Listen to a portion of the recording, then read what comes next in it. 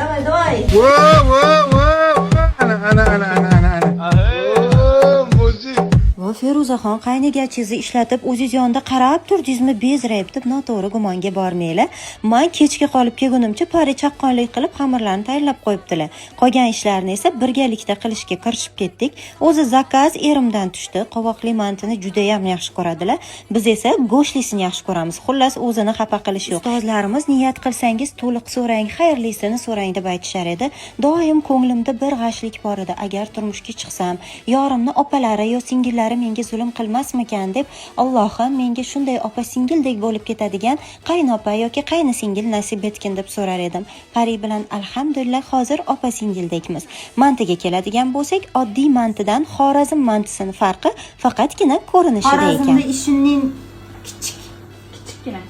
kichikgina bo'lar ekanda. Kichikgina mantilarimizni tugish jarayonida gapimiz qizib ketdi. O'zi ayollar manti, chuchvara tugishga bir joyga yig'ilishni asosiy sababi ham shu.